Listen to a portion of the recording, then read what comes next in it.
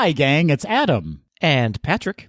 Coming up on today's episode, we share our Fab Five marvelous moments from the MCU. As always, we cover the latest Disney news, and yep, we're back at it. We close out the show with some quick D. All that and more on today's episode of Gays Do the D. To all who come to this happy place, welcome.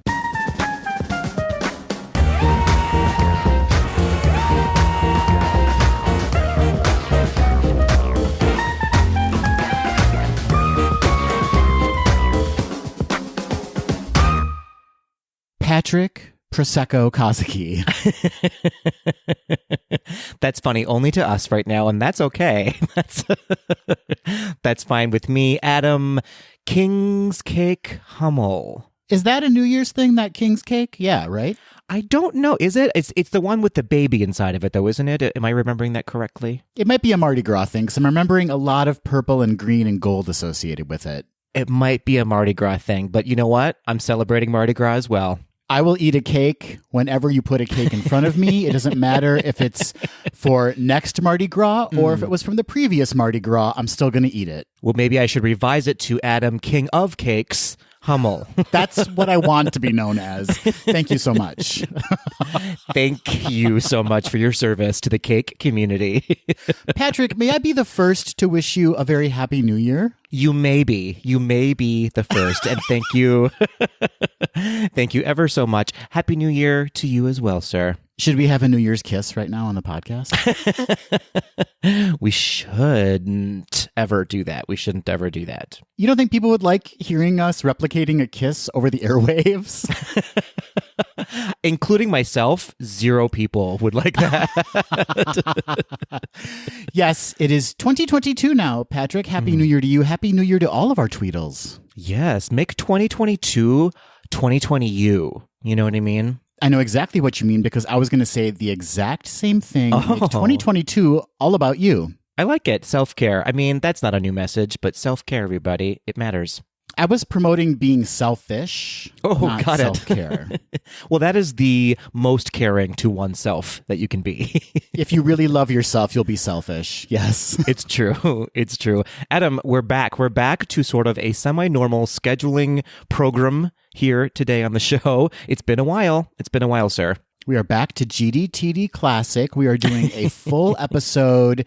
You know how it rolls. Banter, news, feature segment, quick D. It's all here. It's all here. And with that, I must ask you, how are you, sir? Oh, I'm doing very well, thank you. I had a wonderful Christmas with my family. How was your holiday? Good, thanks. It was good. You know, ups and downs. I'm not sure. Some of our Tweedles know, and thank you for reaching out. I did lose my grandfather just before the holidays happened. And, you know, that's always tough to do. He was a ripe old age of 93 years old. So he was ready to go, and we were ready to say goodbye to him, but still sad. But beyond that, it was a very lovely holiday. Oh, I'm so sorry to hear that. 93 is a great age to live to. If I could live to be 93, I mean, it's not going to happen, but if I could hit 93, that would be just everything, wouldn't it? Listen, if I hit 83, magic was involved. For sure. The way we live our lives, what a mess. But Grandpa lived to 93 years old. That's a huge accomplishment. I'm sure he was a very important part of your life. Yes, of course. Thank you so much. But as I said, beyond that, it was a very lovely, very quiet holiday. I will raise my glass of Prosecco, we're pulling it back into Prosecco, to your grandfather. And since we're talking about it, Patrick, should we just transition into another loss we've just experienced? Another legend's passing. That's right.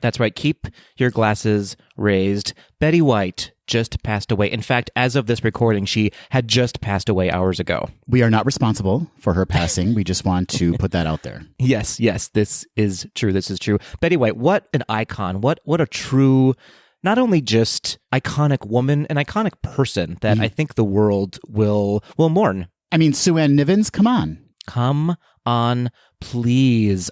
She played Rose on The Golden Girls, everybody, for 7 delicious years, which was incidentally the very first television series to be produced by the Walt Disney Company under the Touchstone Television label. And she also, incidentally, has a Disney Legend status that was bestowed upon her in 2009. We know what you were thinking. You were thinking, how are they going to tie this to Disney? And look, we did it. And she did it.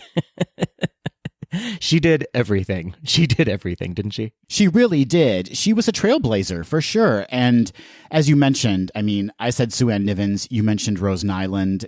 Are there two more classic sitcom characters that you can think of? And to have two of them, Patrick, is amazing. Some people are lucky to have just one kind of standout sitcom character during their careers in Hollywood, but she had two iconic characters. Iconic. She was the original Samantha and Charlotte.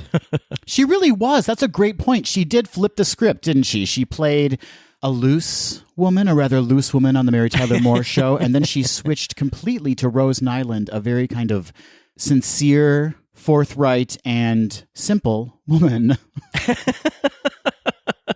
That's a way to put it. That is a way to put it. And of course, she won 5 Primetime Emmy Awards for her achievements. I mean, come on.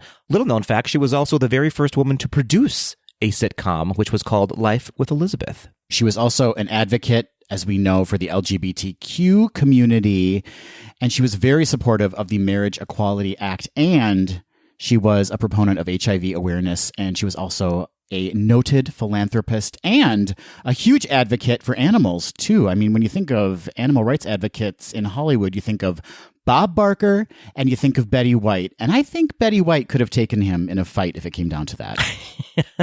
I know she could have. I absolutely know she could have. She was the strongest of strong women that ever was. We salute you. We will miss you. We will always celebrate you. 99 years old, Betty White. That is amazing. Quite an achievement after a lifetime of achievements. Betty White, you were kind of like everybody's grandma. I loved it. She really was. She really was. So yeah, raise a glass, everybody, to the legendary Betty White. Well, moving on, Patrick, from goodbyes to beginnings, we have a brand new Patreon family member we need to say hello to. We sure do. We're going to keep that celebration shifted and moving. Your arms are very tired, but keep them raised.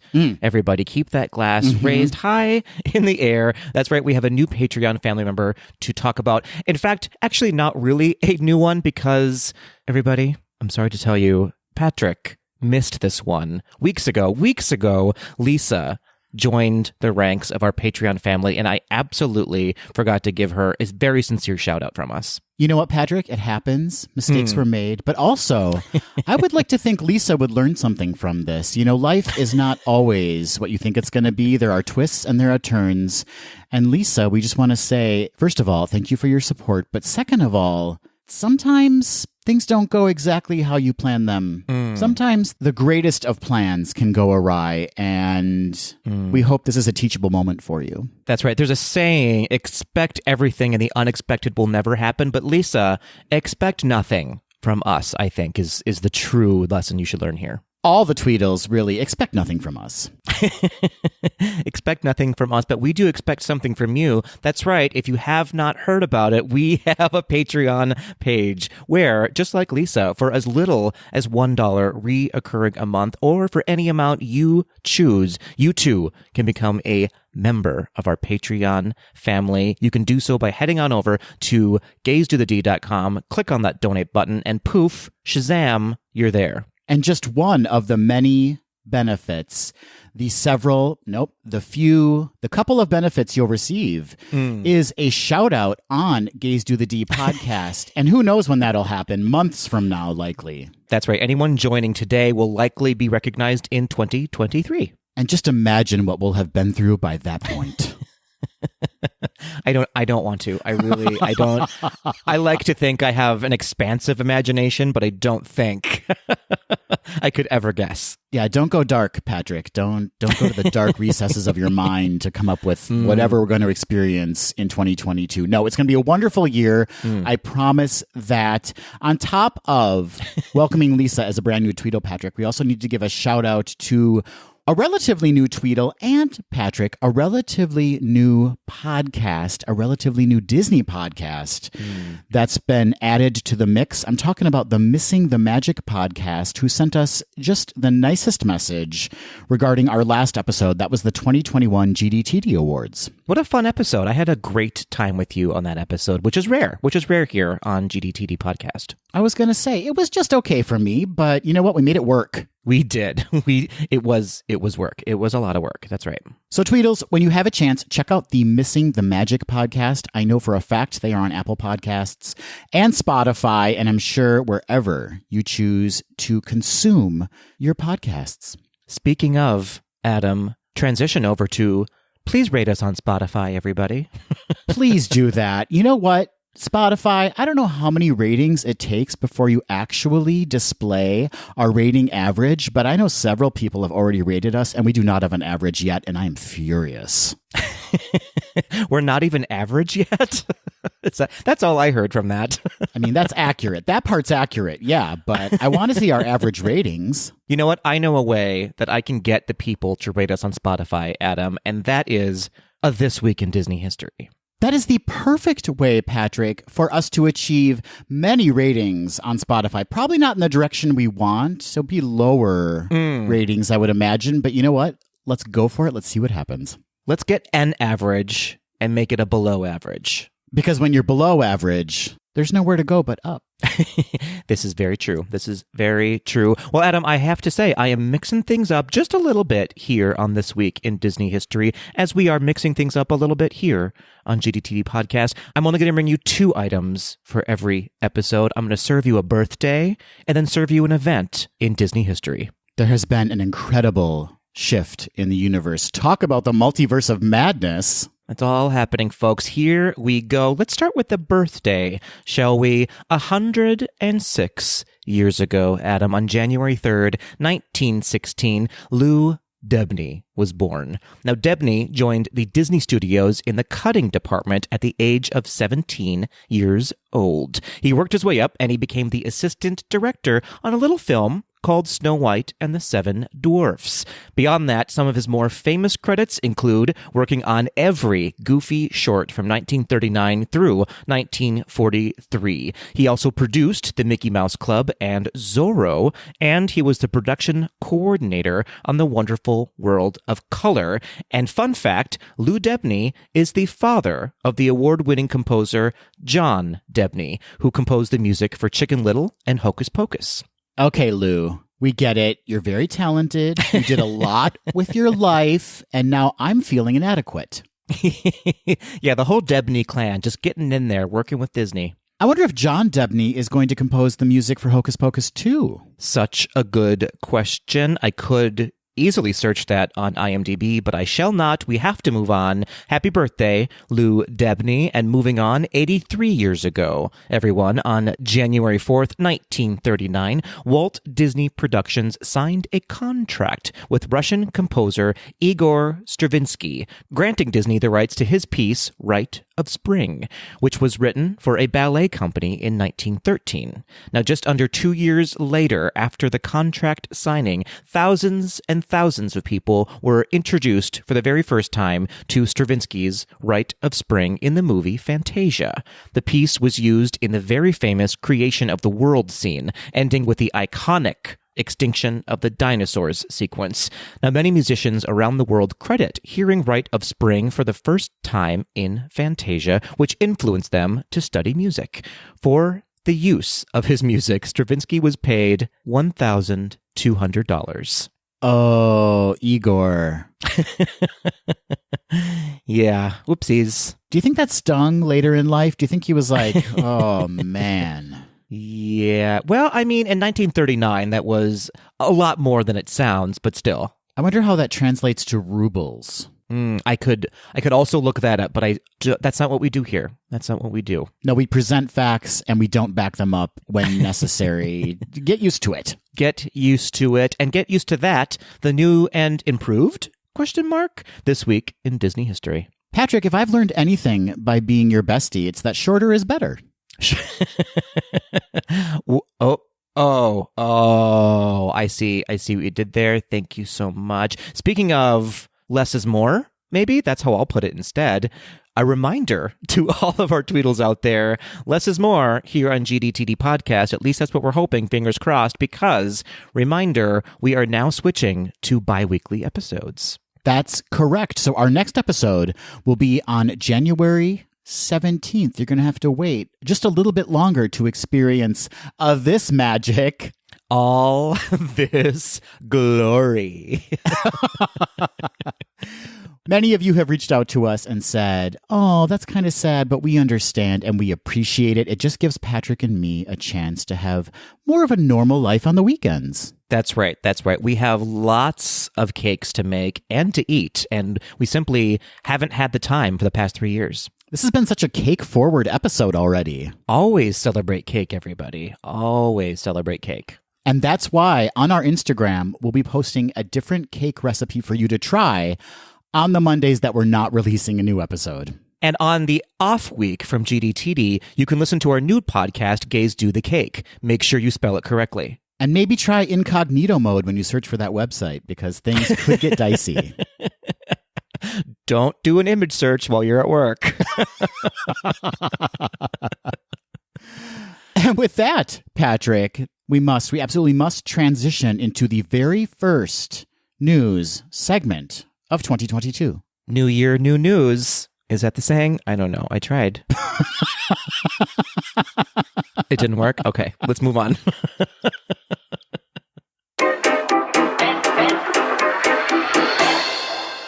Well, Patrick, as we predicted, awards shows are popping up left and right. Absolute copycats, Patrick. How dare they? How very dare they? Last week, we had our 2021 GDTD Awards, and now suddenly, Patrick, out of the blue, there's something called the Annie Awards. Suspicious. Very suspicious. And while the nominations came out prior to us recording our GDTD Awards, I suspect that the ASIFA Hollywood may have time traveled into the future, discovered that we were doing an awards show, and then time traveled back to deliver the nominations for the Annie Awards. There could be no other explanation. And for whatever reason, it's the 49th Annie Awards. I don't get it. Okay. Anyway, the nominations were announced, Patrick, with Walt Disney Animation Studios leading the feature competition with 10 nominations for Raya and the Last Dragon, 9 nominations for Encanto, and 8 nominations for Pixar's Luca. And yes, all 3 are nominated for Best Animated Feature. According to a December 22nd The Hollywood Reporter article, Encanto and Luca picked up nominations for directing in a feature, while Raya did not. And for writing, noms went to Luca and Raya, but Encanto did not receive a nomination for writing. Lin-Manuel Miranda was nominated for Best Music in a Feature for Encanto. Voice acting nominees included Stephanie Beatriz and John Leguizamo for Encanto, Kelly Marie Tran for Raya, and Jack Dylan Grazer for Luca. The Annie Awards are scheduled to be handed out February 26th at UCLA's Royce Hall, and during the ceremony, veteran Disney animator Ruben Aquino will be receiving one of the Winsor McKay Awards for Career Achievement. For a complete list of all of the nominees, and I do mean all of them, there are so many nominees, visit annieawards.org. I mean, no shockers there. No real surprises, I would say. Absolutely not. No, very exciting to see that Raya and Encanto and Luca are all getting some recognition. What will be surprising to see is who actually wins these awards, because as we talked about in our awards ceremony last week, Raya and Encanto are so evenly matched when it comes to the level of entertainment and creativity behind the stories. So it'll be interesting to see who wins. Yeah, for sure. I mean, all 3 movies I would throw in Luca are all amazing films and achieved very different things for their genres, I would say. I'm sad to report we were not nominated for an animation award. And yet we animate ourselves bi-weekly now to bring you the best Disney content we delivered just the right amount of energy is what I'm trying to get at. Yeah, I would say we actually reanimate ourselves from the dead to bring you this podcast. We're barely delivering. No, it's a real Weekend at Bernie's situation here on GDTD podcast. That was a pretty good movie, though. No, it wasn't. Please put your seat in the upright position because the 2022 D23 Gold Member gift is coming in for a landing. That's right, the theme for this year's gift set is International Travel, titled Around the World of Disney Parks. The gift set is a celebration of each of the Disney parks. Included in the gift is a specially designed passport with a letter from head of D23, Michael Vargo. A guide to each of the theme parks with illustrations and fun facts is also included in the passport. Members will also receive a gold Pilot Wings pin with Mickey Mouse in the center of the pin. They will also receive a steel luggage tag with the D23 logo printed on it and a full pin set designed by Alex Reichert Waters. Each of the pins represents icons from each of the parks around the world: Disneyland, Disney World, Tokyo Disney, Disneyland Paris, Hong Kong Disneyland, and Shanghai Disneyland, and there is a bonus pin representing the Disney Cruise Line. The pins are set on a map of the world and are meant to be a visual representation, reminding guests that the sun never sets on a Disney day around the world. In other merch-related news, Disney recently announced a new 50th anniversary collection called Mickey Mouse, the Main Attraction. The collection will be a series released throughout the year. No details yet on what the pieces will look like, or when they will be released, or if they will be available both online and in the parks. But what is known is that people are already probably frustrated with the online waiting rooms. They're already in there. Waiting, watching that screen cycle and just holding on to hope. It really never ends, and the hope really is never delivered for many people. You know, I never really thought about that before, Patrick, but since you said it, I do need to bring it up. It's very interesting to me that at any given time in the world, a Disney park is open. That is accurate, I think. I don't know the actual time zone math on that, but it seems to be true that there is a Disney park open every moment that we exist. I don't know how I've got lost in my own words there, Adam. Yeah, I guess I can't back that statement up, but they said the sun never sets on a Disney park. Are they speaking metaphorically? I don't think Disney would ever speak metaphorically. We all love Disney parks and entertainment-related content on the old boob tube while staying at a Disney World Resort hotel, don't we, Patrick? Ooh, I hate that phrase. Hate it. Boob tube? Resort hotel. Ah, okay.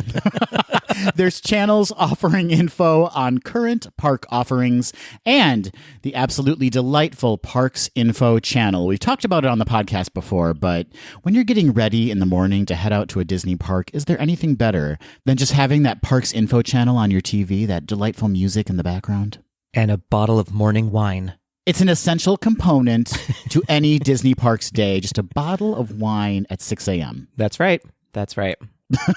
A new Gladiator has entered the arena, Patrick, featuring the latest content from Disney Plus. I'm talking about the Taste of Disney Plus channel. Ooh, that's a risky title. That's a real risky title. Guests of Walt Disney World Resort hotels can use their clickers to turn to Channel 32 or Channel 64 for those with smart TVs at Disney's Coronado Springs Resort and Disney's Riviera Resort, and watch a continuous loop of previews of current movies, series, and more available on the streaming service. Casting and airplay for full Disney Plus access is available to those staying at resorts with smart TVs. Now, Patrick, I must ask you, who is this channel for? Because I believe if you're already committed to a Disney Parks vacation, you probably have Disney Plus. Chances are, that's true. I guess there's enough out there, though. There must be some statistics that they've pulled from somewhere that there is a large enough group to warrant a channel like this. It's the same statistics groups that put together the phrase, the sun never sets on a Disney park. Same crackerjack team, that's for sure. Two more questions, Patrick. Why isn't this included at Disneyland resorts? Ooh, sensible question. Because Disneyland doesn't want fun things? I don't know. What is the answer? That is probably the answer. And I also want to know, Patrick, do you believe the technology is there for us to just log into our Disney Plus accounts while we're at a Disney resort? I've been to hotels that allow me to log into my Netflix account. Well, it is, Adam, at Coronado Springs and whatever the other one is, but not at all of the resorts yet. The other one being the Riviera Resort, yes. The Riviera Resort. That's true. Yeah, I don't know why it's not in all of the resorts. It doesn't make a lot of sense. It doesn't, Patrick. Although, now that I'm thinking about it, let's just keep the news going for the next hour or two for this discussion. But there is a chance that they don't want you to spend your day in the resort watching TV. Great point, because who, when at a Disney World resort with the chance to visit a Disney park, wouldn't rather just stay in their room watching TV than going to the actual park? Yeah, you got so close, and yet you're so far. The sun never sets in your Disney hotel room. The sun always sets in my brain. Sun's getting real low, big fella.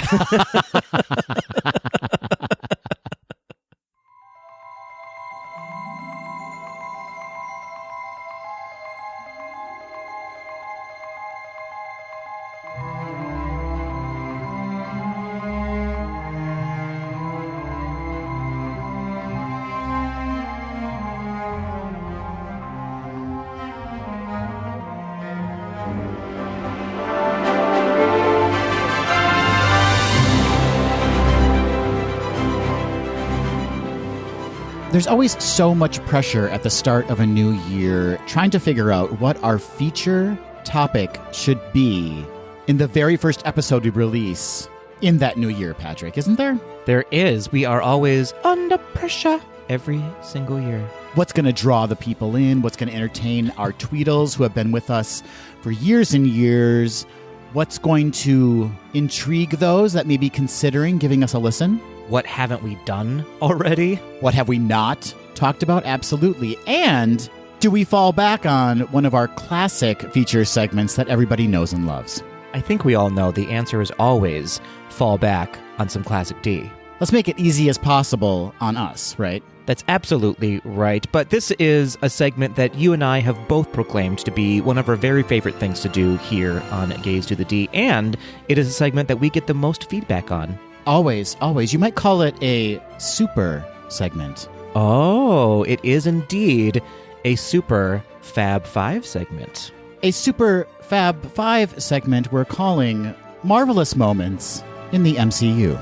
I love this. We are so clever. I really want to give us a moment to enjoy the clever title that is Marvelous Moments in the MCU. Yeah, let's really bash that over our listeners' heads. Marvel us moments in the MCU. Do you see what we did there? Do you all see it? Tweedles, take a minute.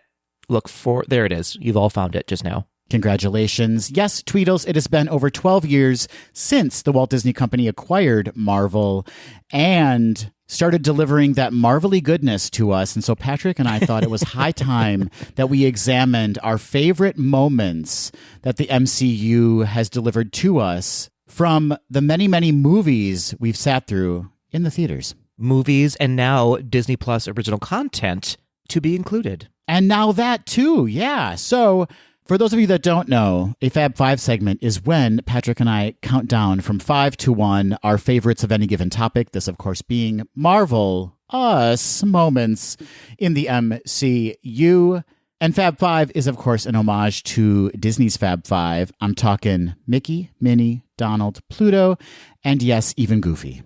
So it's time we begin. It's time we begin exploring what really did it for us in the Marvel movies and series that we know and love. Patrick, would you like to kick us off by listing your number 5 Fab Five Marvelous moment in the MCU? I would love nothing more. Thank you so much for this great, great honor. What a tough decision this was, this entire list. There are so many, Tweedles, you know this, there are so many amazing moments that happened in the MCU. Too many to list, in fact. So this was just sort of a grab bag of the things that were top of mind when I wrote my list. So come at me if you will, because I'll probably agree with you. But kicking off, I have at my number 5 Fab Five moment in the MCU, Agatha. The Agatha of it all. The reveal of Agatha was one of the most camp moments in MCU history, if not the most camp moment in MCU history. With Agatha, we get a villain with an interesting backstory who you kind of root for, almost,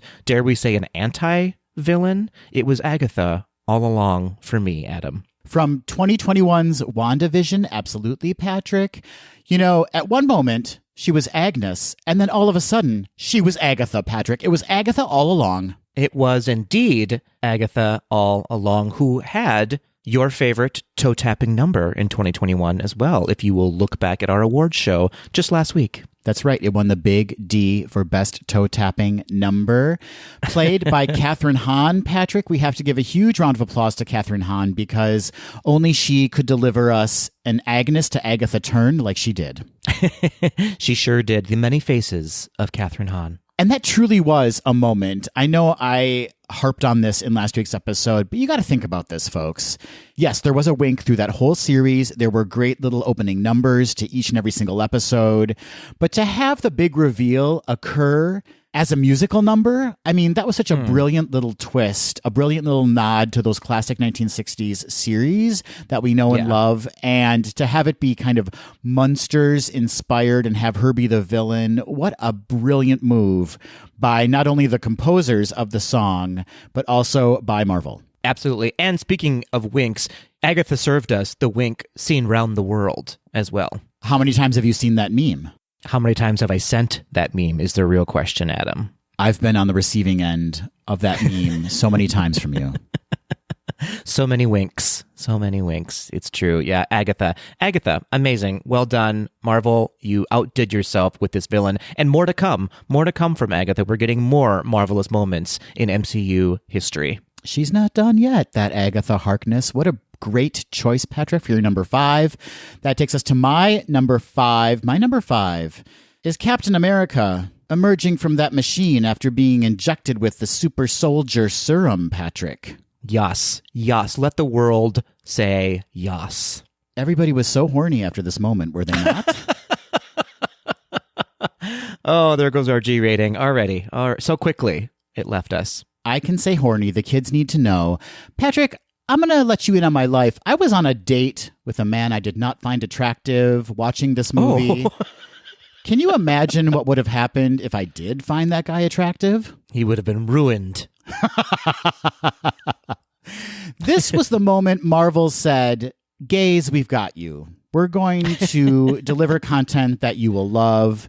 And this, of course, occurred in Captain America, the first Avenger, which came out in 2011. I mean, way back in the early days of Marvel movies, Patrick, they were like, gays, we've got you covered. Don't worry about it. I mean, let's be clear. Heterosexual women also do get aroused by Captain America. They do? Well, word on the street. Word on the street. I think everyone, cats, dogs, heterosexual men, everyone is a little aroused, at least, by Captain America. Truly, the straightest of straight men, when they saw him, his body glistening, when that pod opened up, they were like, okay, I mean, I may need to reconsider some things. Yeah. Do you know who had us? Who had us was Agent Carter, who gave him the elevator eyes on Captain America there. Good old Peggy. She was like a bumbling fool after she saw that bod. Thank you, God, for all his bod. And also, immediately after, him running down the streets in that tight white T-shirt. Boy, oh boy, that was delicious. It was a reverse striptease, and it was so moving. That's right. It was a very merry unbirthday unstriptease situation. Anyway, I applaud you, Chris Evans, for that physique. I'm sure there were multiple trainers working with you, but I also applaud them. I'm proud of the work you accomplished, not only as Captain America, your performance, but also just your body. Good job on that body. The casting directors really saw something outside of Chris Evans for casting him in this role. Yes, they told him to look outward in performing this role. Look outward, Chris. That's right. Don't worry so much about the script. Just work on those abs. And just as a side note, you know that the other Chris, the Hemsworth, is really my go-to guy, but no, in fact, it was Chris Evans. Chris Evans, well done. Amazing. I feel like we need to salute a video homage to Chris Evans throughout Marvel history. Would we even get through creating it, Patrick? Would we need to stop? It would be years in the making. Absolutely. Years. All right, Patrick, that takes us to your number 4 Fab Five marvelous moment from the MCU. Lay it on us. It does. It does indeed. Before we move on, I am hoping that all of your choices involve delightful men, because we're in for a real treat if they are. I think my list is a healthy balance of things that made me horny or sad. Oh, starting off the new year deliciously, just deliciously. All right, moving on to number 4. Speaking of sad, this moment did not arouse me. I'm talking about the Black Widow and Hawkeye fight to see who dies to get the Soul Stone. Patrick, before we continue, let me say that this is my number 3. Oh, okay. You can still talk about it in number 3 if you want to, or talk about it now if you want to. Well, I'm going to give you the floor because you come first in the timeline. Please continue. Fair enough. Well, I mean, what needs to be said about this? Maybe one of the, if not the most heartbreaking moment for me in the MCU. Seeing these two people who love each other so dearly literally fight to see who gets to be the one to sacrifice themselves to save the world. And one of them, no spoilers, I guess? No, it's spoiled already. But one of them, of course, realizing that they have, I guess, less to lose than the other one. And that is a heartbreaking realization that I think everyone watching this film went, man, would I have made that choice? Who can say? From Avengers Endgame in 2019, it was Natasha v. Clint. It was Black Widow v. Hawkeye. And Black Widow was the winner, I guess? Yeah, sure. Let's say it that way. I totally agree with you, Patrick. This is one of the most moving moments from all of the Marvel films. And I think what is so powerful about it is the fact that we didn't get a ton from Hawkeye and Black Widow up until this point. We saw a lot of them, but they were never really the central focus of any of the stories. They were just kind of there fighting or delivering clever quips or, you know, providing some important story elements, sure, but they were never really in those really truly deep moments of the films. And boy, suddenly there was this huge moment they were delivered. And I think I may have mentioned this during our review of Avengers Endgame, but I was never a huge Scarlett Johansson fan. I've always liked her, but in this moment, she absolutely won me over. Such a powerful performance from her. Yeah, it was really amazing. You could see all that you needed to see in their faces when the moment happened, and it worked. Sadly, it really worked, and it was one of the most somber things that the Avengers movies specifically went through, because the moment lasted for quite a while, if I remember correctly. Yeah, as you said, there was the fight, and then there was that kind of heart-aching choice they were making to determine, you know, who would be the one to sacrifice themselves, and ultimately it was Black Widow, and it was just such a beautiful moment. And if I may, as an aside, after she dies, there's that true beauty shot of her from above, and, you know, her body would be decimated if she actually fell that distance, but no, she's still gorgeous, and there's just like a pool of blood escaping her head. You may, and you're correct. Yeah. Well done to you, Black Widow and Hawkeye. You served us somber beauty. It's also the title of Patrick's made-for-TV movie. That's right. Somber beauty. A behind-the-scenes look of the making of GDTD. Oh, fun. We have fun here on the podcast. Well, that takes us to your number 4, Adam. It certainly does. My number 4 is a moment that shook the world, Patrick. In fact, it made a quarter of the world or a third of the world disappear. I'm talking about Thanos' snap from Avengers Infinity War 2018.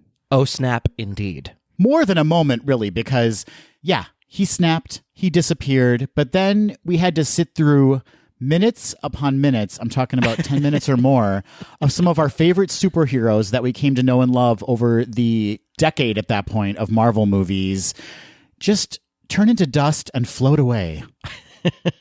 Yeah, it was a real interesting moment to be in the theater for that because not a sound was heard in when I watched it anyways. You could hear a pin drop because people were just absolutely aghast at what they were watching right now on the screen. The first major superhero to go, well, I mean, yes, Scarlet Witch went as well, and she was kind of the first to go. But when Black Panther went and we had just met him, I was like, what is going on? Like, we just had a movie and now he's gone? Yeah, for me, it was Spider-Man. I think Spider-Man falling into Iron Man's arms and just, I can't remember what he said. It was something like, I'm not ready, I don't want to go. And boy, oh boy, did that make me cry. I'm going to recreate the moment for you right now, Patrick. Please do. Please do.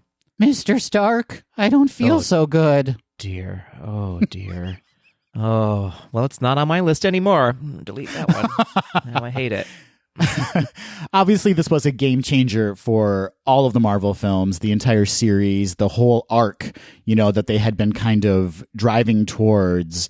This was the pinnacle, and boy, was there a steep decline after this, the kind of effect this moment had, Thanos' snap. So, of course, I had to include it in my list. Just such an amazing moment, a shocking moment in cinematic history, really. Yeah, just, overall, a very significant moment for Marvel Cinematic Universe. Very well done. Good choice, Adam. Thank you very much, my friend Patrick. That takes us to your number 3. What is your number 3 marvelous moment in the MCU? Number 3 for me would be the end fight in Thor Ragnarok.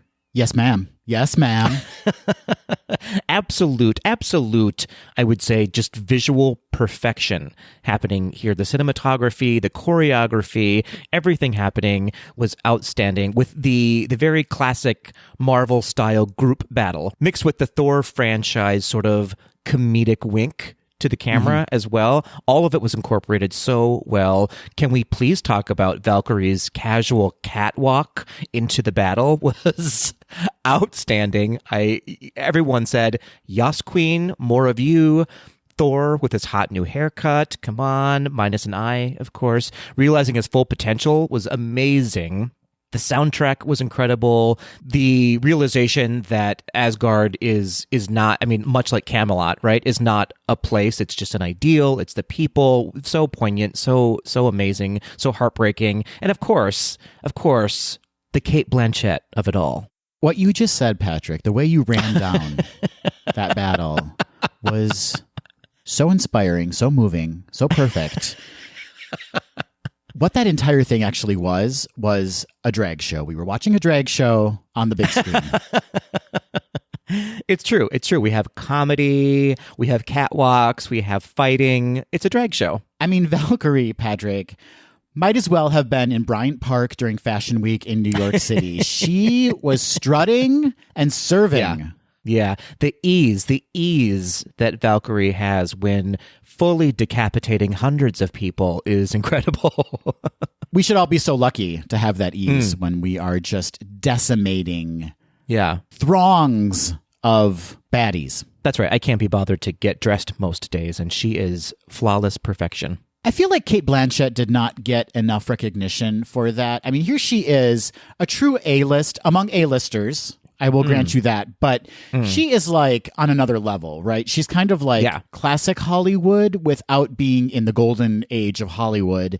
And here she was with a big ass black headdress on, looking like a fool, but looking like a queen and being the villain that she needed to be. It could have been a real mistake and a real blunder on their part to cast someone so enormous and so huge. But it's Cate Blanchett. She can do anything, and she did everything in this movie. It was perfection. And I would go a step further and say that Thor Ragnarok, in and of itself, does not get enough recognition as an amazing, amazing film. I totally agree. Yeah, the humor, it's all there. The heartfelt moments, they're all there. And the action, it's still action-packed. Praise be to Taika Waititi.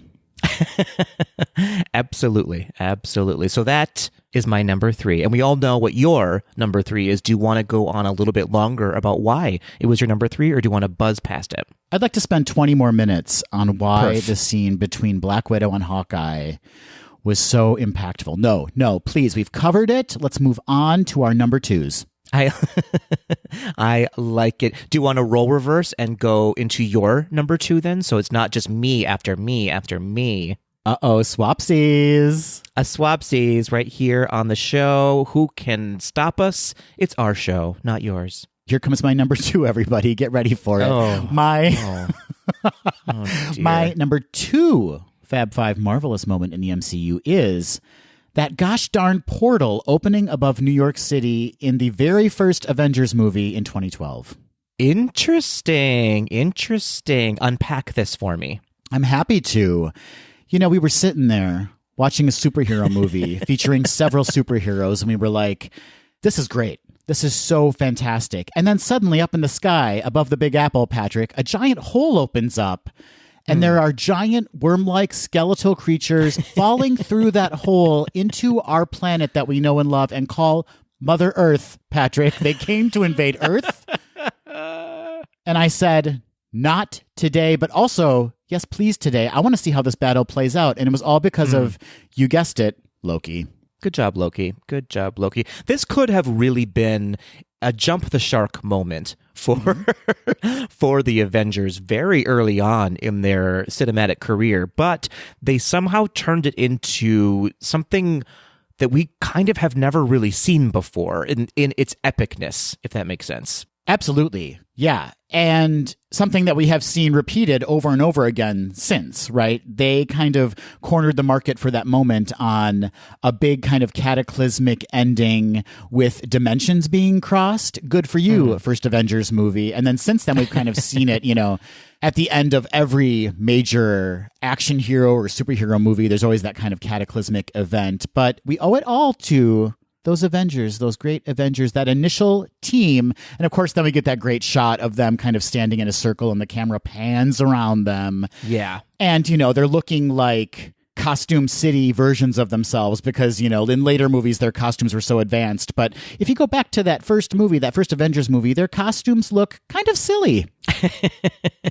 They do, but I can forgive it because that shot is used so often. And it's the quintessential Avengers slow pan throughout the group. It was the moment. It truly was the moment. And if you watch that whole sequence, it's still so powerful and so fun and so dynamic. They really did a fantastic job in showing us what was to come. They were setting up, ultimately, the final battle with Thanos because if you think about it, going back to Avengers Endgame, again, you saw those giant creatures coming through a portal. You know, it was just a great little kind of preview of what we were going to get 10 years down the road. Absolutely. Great choice for your number 2. Unexpected for me. I didn't think that was going to make a list, but you sold me on it as an iconic moment. That's what I'm here to do, is to sway you in my direction. I'm glad I was able to do it. Patrick, please deliver your number 2 Fab Five moment. I shall indeed. Sort of building upon those iconic shots of the Avengers, mine is serving us another iconic shot of the Avengers going toe-to-toe this time in the airport battle in Captain America Civil War. I mean, Patrick. Can you even, Adam? Can you even? You know what? I can't, but I'm going to muster all my strength and say that I can because you are about to pop off Daddy. Never, ever say that to me again. But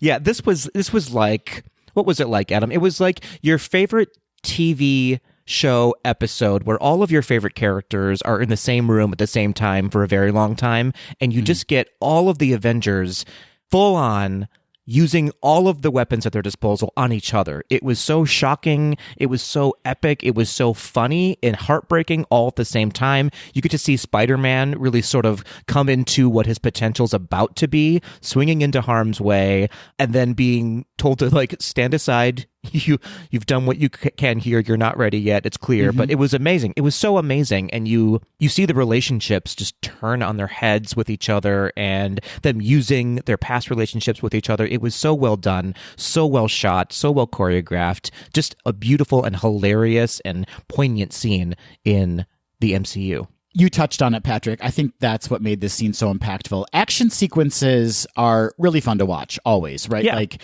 they're fun to see the kinetic kind of manicness of it. It's fun to see who's fighting who, especially when it's like a big group like this. But when you take into account the relationships that have been established up until this point, it added a whole nother layer of emotion behind it. Like, you're so invested in these characters and the bonds that they formed. To see them coming to blows with each other, it was just really painful to watch. Yeah, the sort of, I guess you could say the betrayal that was happening a little bit in going, this is his weakness, let's use it right now, was really stunning and shocking to see. And that's one of the things that makes Marvel so great, right? Is that they have invested so much time in pulling the audience in, not only with these fight sequences, but also with these really beautiful, heartfelt stories, these relationships that have formed. And that's what kind of just punches you in the gut when you see then what happens in Captain America Civil War. Yeah, absolutely. I would say this is maybe one of the most expansive character building moments for us too, because you really get to learn so much more about each of these characters and their relationships with each other in this one moment that was quite early on in the Avengers storyline. It's really true. It made you want to run out onto that tarmac and just stand between them and say, hey, guys, what are we doing here? Also, will some of you kiss me? Will some of you kiss me? Less fighting, more loving on me. Yeah, actually, all of you can kiss me. That's what I would say to them.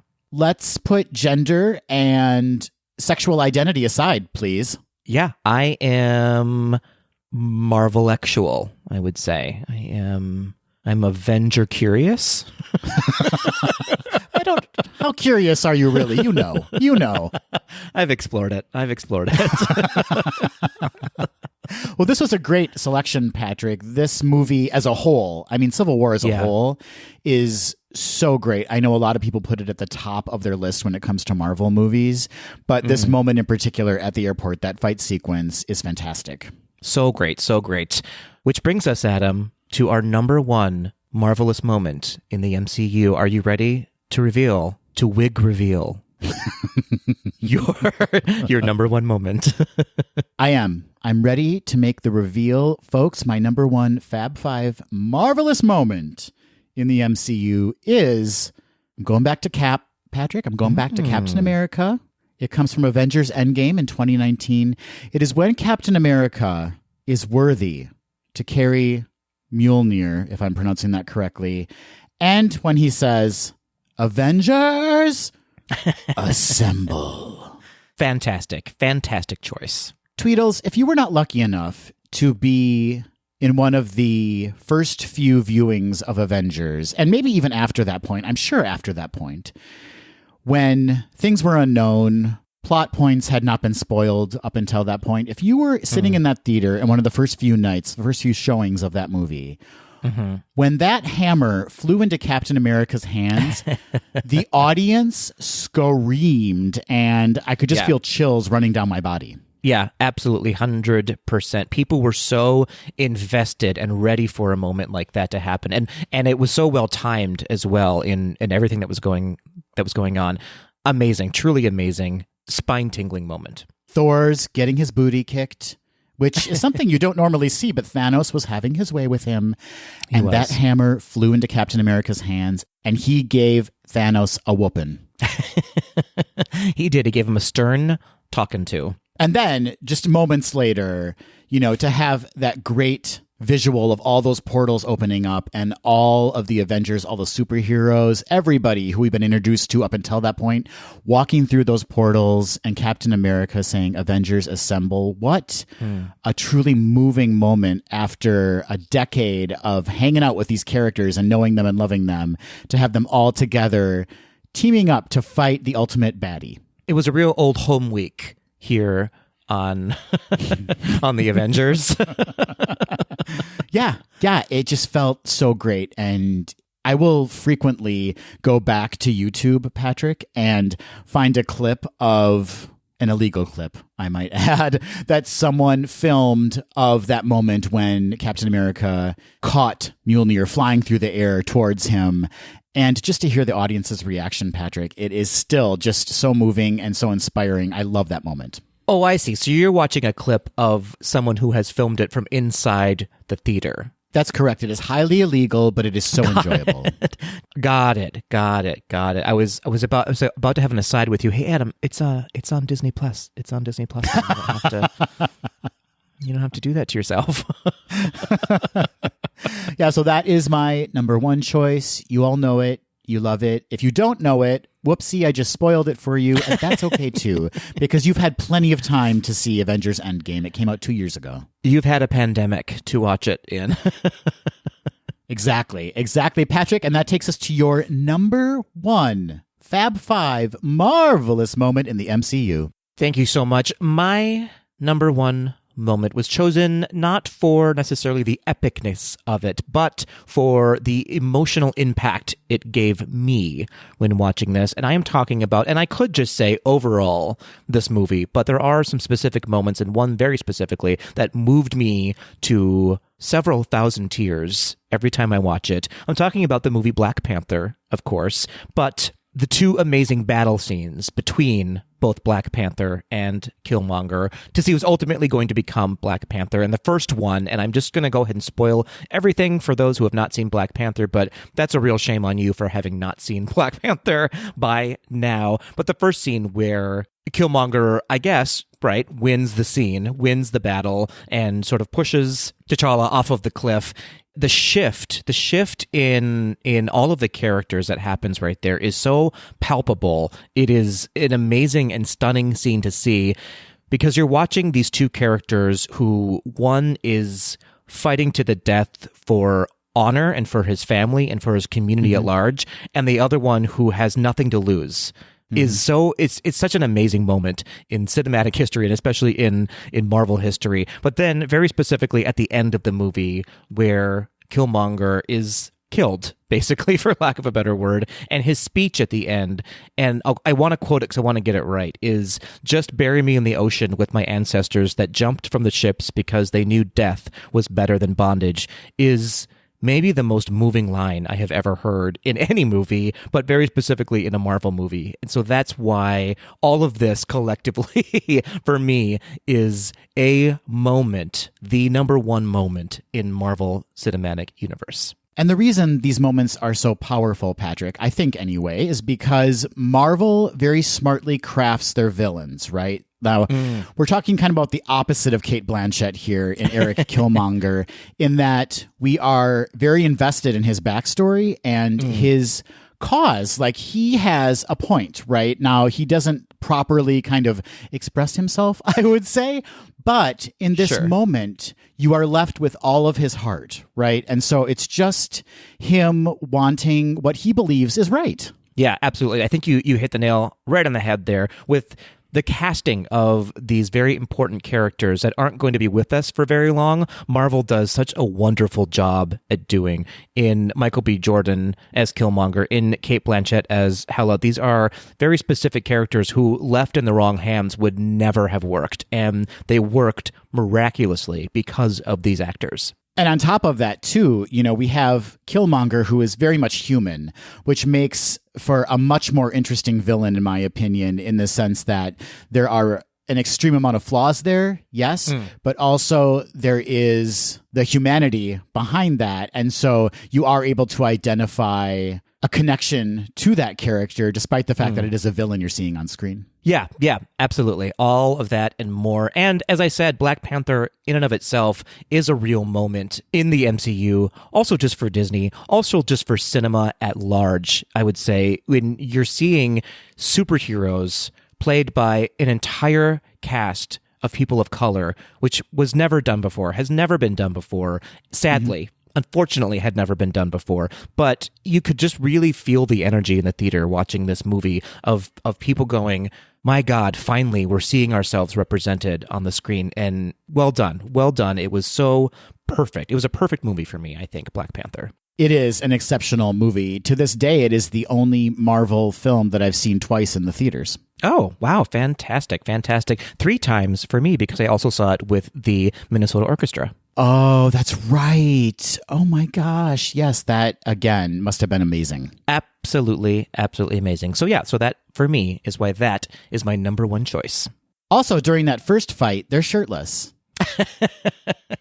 Oh, that didn't go unnoticed. Let's be clear. Not to absolutely crush the importance behind what we experienced, but they are shirtless and they are muscled, and it looks good. Yeah, a topless Michael B. Jordan is always a moment in any history for me. Same, Patrick. Gosh, we're so similar in that way. Brave of us. Really brave of us to identify the moment there. Well, that completes our Fab Five lists, Patrick. As per usual, as per tradish, were there any other moments that you considered adding to your list that didn't make the cut? Oh, sure. Yeah, several moments. A lot of them were honestly just real moments as well. Like for me, when the Hulk just goes berserk on Loki is one of the funniest things I've ever seen in my entire life. I think that was absolutely hysterical, absolutely well done. What about you? Hulk smash indeed. There were two moments that almost made it for me. One was Agnes being revealed to be Agatha Harkness. I totally agree with that moment. And then the other one is the smallest of moments, the smallest of scenes. It's in Avengers Endgame, and it's the peanut butter sandwich conversation that happens between Black Widow and Captain America. Do you remember that? Oh, I do remember that. I know exactly what you're talking about. They're just both so defeated. It's early on in the movie, and they're trying to figure out what to do next, and there's just nothing to do next, right? They're out of options, and it's such a great little actory moment for Scarlett Johansson and Chris Evans to have, but especially, again, Scarlett Johansson really wowed me in that movie, and that scene just moved me so much. So, again, going back to Marvel creating these really great dramatic moments that seem very small, but ultimately are so impactful down the line. Yeah, absolutely. Absolutely. Another quick one I wanted to give a little shout out to was sort of on the piggyback of your moment with Thor's hammer is Vision's speech sort of halfway through, I think, or towards the end of Avengers Age of Ultron, ending with him just casually lifting up the hammer and giving it to Thor, which then makes Thor trust him. And it was just a beautiful comedic, but also needed and poignant moment in the film. Another instance of Marvel delivering heart and humor with the most serious of scenes, like just a great combination of everything that you want. And they're just so good at that. They're so good at delivering those moments that move you and make you laugh. Yeah, especially make you laugh, because if you rewind about 30 minutes, the scene where they're all trying to lift Thor's hammer is hysterical. I mean, someone got a hernia, right? Someone pooped their pants, for sure. Well, as always, we would love to hear your Fab Five lists, or even just a moment or two that you consider perfection in the Marvel Cinematic Universe. You can reach out to us on social media. That's Instagram, Facebook, and Twitter at GDTD Podcast. Or leave us an email or a voice memo, won't you? At info@gazedothed.com. So no moments from the Eternals made your list, huh? No, it didn't. It didn't make my list. Oh, no.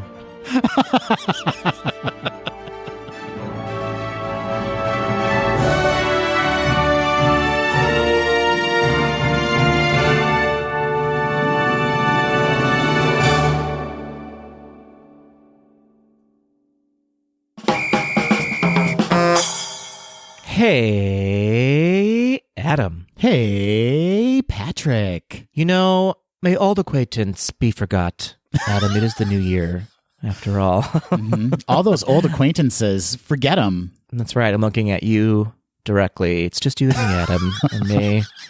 I forget you in the new year. JK, never, ever, ever. But it occurs to us that it is the new year, after all, a time for resolutions. Everybody, I hope you have a resolution, because if you don't have a resolution, don't even bother continuing into 2022. Don't even bother. And Adam, you have so wisely brought up to me that we gave resolutions on last year's end of year episode. And why don't we? Why don't we just give those a listen, see where we are, do a pulse check, a gut check on our resolutions? Did we come correct with them? Did we fail miserably? Do we need to adjust for 2022? That's right. Hold yourself accountable, folks. Are you sticking to your resolutions? Or mid-February, are you like, I've had enough? Did you turn those resolutions into resolutions? What? I don't know. Did that make sense? I don't know. I guess if you consider digesting them fully, then yes, that kind of makes sense. In one year, out the other end. Here we go, Adam. Let's give ourselves a listen. Yes, let's critique our resolutions from last year. Patrick, we're going to start with you. Ooh, here we go. I remember it like it was yesterday. In the year 2021.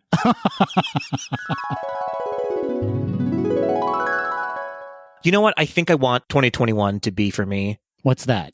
I want it to be the year of comfort. Oh, that is, I think, a great resolution. I need more explanation.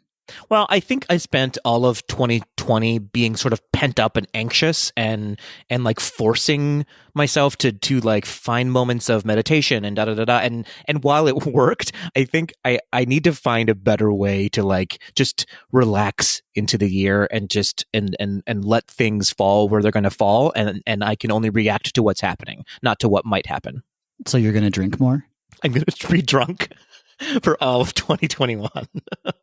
I think that's a very achievable goal for you. Yeah, it's the year of Southern comfort. So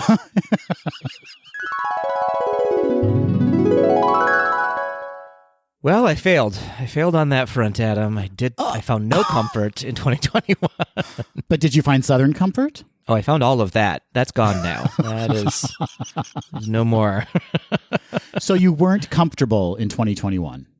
No, I'm just kidding. I did. I meditated a lot more peacefully in 2021. I feel like this year I actually embraced my discomfort, if that makes sense, which made things a little bit more comfortable for me. That totally makes sense. You weren't fighting it anymore. You were recognizing that there was discomfort there and you were dealing with it as you should. Yeah, 100%. 2020 was a year of everything's fine. Just brush it under the rug. And 2021 was like, nope, it's not fine, but we're going to get there. We're going to get there together. With cocktails. With many cocktails. Yeah, that's absolutely true. That's absolutely true. I did find a good whiskey that I like in 2021, and that was comforting. I think that's key. I think that was a major breakthrough for last year for you. 100% it was. Nothing has changed in the past 2 years. That's realizing that now. You also brought up in that segment a moon chair, I believe. Oh, yeah. Love the Moon Pod. Look, we're not sponsored by them in any way, but please send us free Moon Pods if you're listening because they are the jam. I apologize. It's a pod, not a chair. That's right. It's a Moon Podcast. That's what we're doing here. All right, Patrick, let's take a listen to my resolution for 2021, shall we? We shall. Ooh, I can almost hear it now. My goal is to become the most beautiful person on the planet. Well, done and done, Adam. No, don't flatter me. I'm talking about serums. I'm talking about teeth whitening. Ooh. I'm talking about skin treatments. Nothing like Botox or anything. Not that there's anything wrong with that. But I'm talking about topical creams and ointments, teeth whitening, maybe a diet. Things that will turn me into such a beauty that when I go for a walk outside, say, people are nauseated by how stunning I am. Patrick, you see me on Zoom now every other week. Tell the Tweedles what you're witnessing. Well, I am nauseated, Adam. I am nauseated.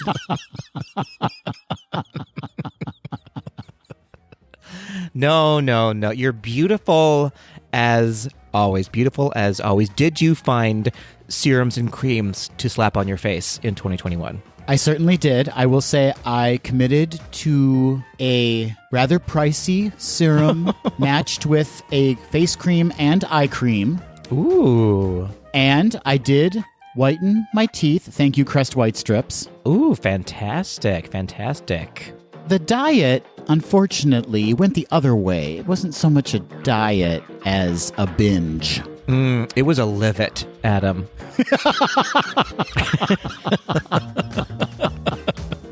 I lived it. I lived 2021. Good for you.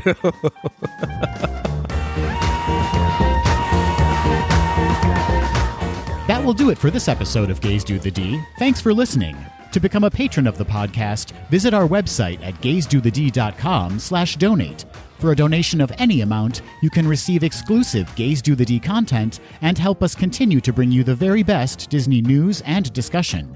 Continue the conversation after this episode on Facebook, Instagram, and Twitter at GDTD Podcast, and submit your questions or show ideas to info@gaysdothed.com. Have a great week, everybody. See you real soon.